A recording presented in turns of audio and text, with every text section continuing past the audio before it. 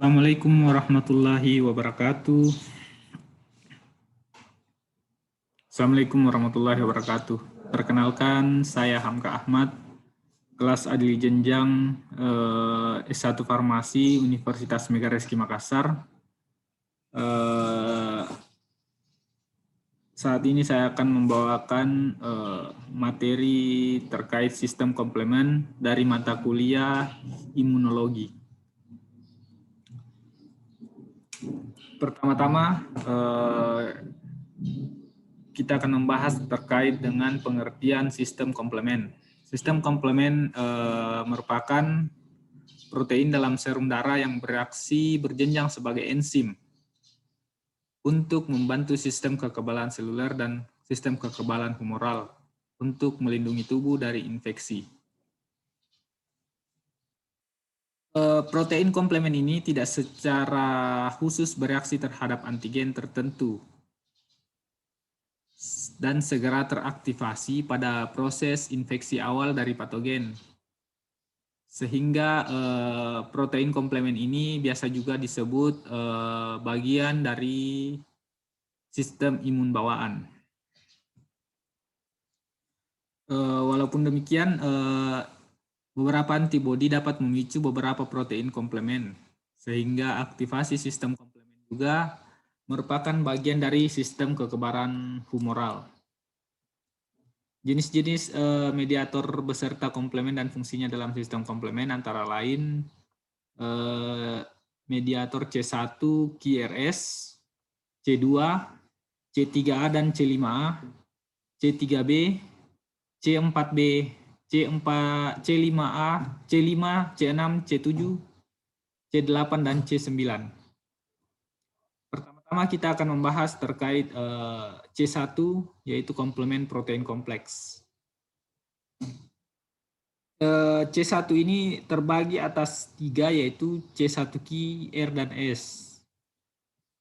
C1 ini merupakan molekul protein dengan berat molekul 750 kilodalton yang terdiri atas satu subkomponen C1Q, dua subkomponen C1R, dan dua subkomponen C1S.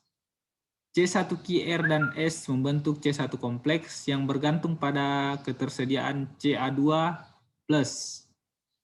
C1Q memiliki konsentrasi dalam serum sekitar 100 sampai 200 mikrogram per mililiter dengan berat molekul 400 kilodalton.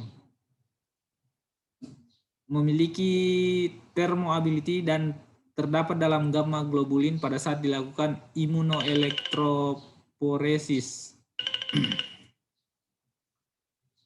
C1Q, R, dan S diaktifasi oleh protein multisubunit yang mengandung protein berbeda. Kemudian C1Q, R, dan S ini berikatan dengan region fragmen konstan dari molekul antibodi imunoglobulin G dan imunoglobulin M yang telah berinteraksi dengan antigen. Pengikatan C1 tidak terjadi pada antibodi yang belum berkompleks dengan antigen dan pengikatan memerlukan ion kalsium dan magnesium. Sebagai catatan, dalam beberapa kasus C1 dapat mengikat imunoglobulin agregat, misalnya imunoglobulin agregat, imunoglobulin G, atau permukaan patogen tertentu tanpa adanya antibodi. Pengikatan C1 ke antibodi adalah melalui C1Q dan C1Q harus menghubungkan setidaknya 2 molekul antibodi sebelum diikat dengan kuat. Pengikatan C1Q menghasilkan C1R yang pada gilirannya mengaktifkan C1S. Hasilnya adalah pembentukan C1QRS yang diaktifkan, yang merupakan enzim yang membelah C4 menjadi 2 fragmen, C4A dan C4B. Seperti kita lihat pada diagram di bawah, pengikatan C1Q akan mengaktifasi C1R Dan C1R akan mengaktifasi C1S, menghasilkan C1QRS.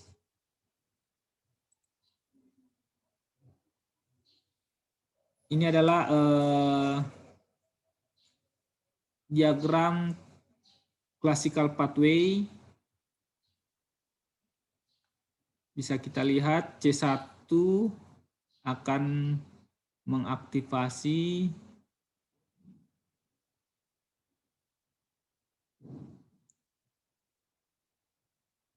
kemudian berubah menjadi C2 dan C4 menjadi C4B.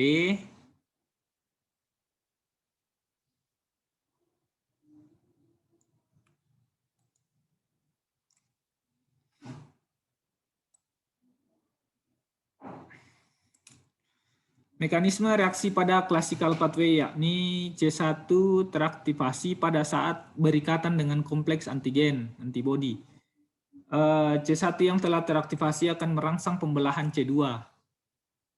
Kemudian C2 dan C2B serta pembelahan C4 menjadi C4A dan C4B. C2B dan C4B bergabung membentuk senyawa protease yang dikenal sebagai C3 konvertase. C3 konvertase ini kemudian berperan dalam pembelahan C3 menjadi C3A dan C3B.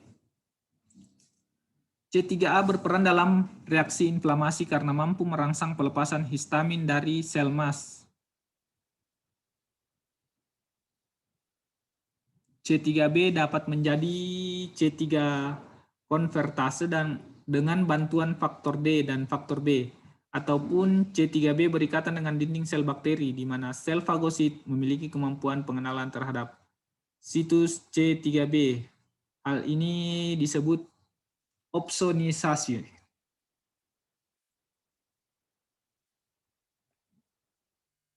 Kemudian selanjutnya kita lanjut ke C3A dan C5A. Anaphylatoxin merupakan senyawa yang dilepaskan oleh C3A dan C5A.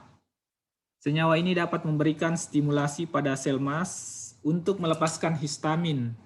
Histamin berperan dalam peningkatan permeabilitas pembuluh dan kontraksi otot polos. C3A dan C5A berperan dalam inflamasi. Hal ini berkaitan dengan keduanya mampu melepas senyawa kimia anaphylatoxin yang merangsang sel mas untuk melepaskan histamin. Selain itu, C5A juga memiliki peranan sebagai chemoattraction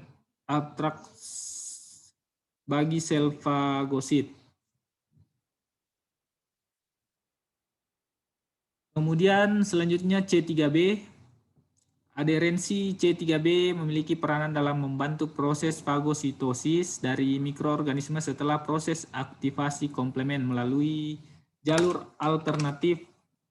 C3B mengakibatkan makrofag dapat mengenali antigen. Setelah proses fagositosis, C3B akan mengaktifkan pengeluaran enzim lisosim. Selanjutnya C4A dan C4B. Mekanisme pembentukan C4A dan C4B adalah bermula dari reaksi classical pathway yakni C1 dan di mana C1 ini akan teraktivasi saat berikatan dengan kompleks antigen antibody. Setelah itu C1 yang telah aktif akan merangsang pembelahan C2 menjadi C2A dan C2B serta C4 menjadi C4A dan C4B. Kemudian C5, C6, dan C7. Ini dimulai dari C3 yang menempel pada permukaan sel mengaktifkan C5, C6, dan C7. Kemudian C5, C6, dan C7 ini membentuk kompleks yang akan berfungsi untuk menarik sel darah merah sebanyak mungkin. Jadi fungsi utama dari C5, C6, dan C7 ini adalah untuk menarik sel darah merah sebanyak mungkin. Kemudian C8 dan C9 berfungsi menyerang makromolekul dan mempercepat kerusakan sel melalui lisis. Cara mengaktifkan sistem komplemen ada 3 jalur, yaitu jalur klasik, alternatif, dan lektin. Jalur klasik ini diinisiasi oleh antibodi yang terikat pada permukaan sel target atau antigen. Kompleks imunnya mengandung IgM, IgG1 dan IgG2 serta IgG3. Kemudian jalur yang kedua, jalur alternatif. Jalur ini dijelaskan pada tahun 1950, di mana jalur ini menyediakan mekanisme antibodi bebas untuk aktivasi komplemen pada permukaan patogen.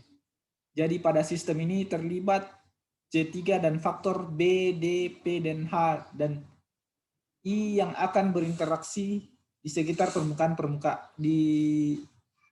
permukaan aktivator untuk membentuk jalur ini. Kemudian jalur yang terakhir yaitu jalur lektin. Jalur aktivasi komplemen ini diinisiasi oleh mannan-binding lektin yang akan memotong jalur klasik. Kemudian yang terakhir, fungsi dari sistem komplemen adalah merupakan pusat dari perkembangan reaksi inflamatori dan salah satu bentuk dari sistem imunitas atau untuk pertahanan tubuh. Komplemen bertujuan untuk melabelkan patogen dan zat-zat toksik yang terdapat dalam tubuh untuk segera dieliminasi dari dalam tubuh. Sekian dari pemaparan dari saya. Kurang lebihnya mohon dimaafkan. Wabillahi taufiq wal hidayah. Assalamualaikum warahmatullahi wabarakatuh.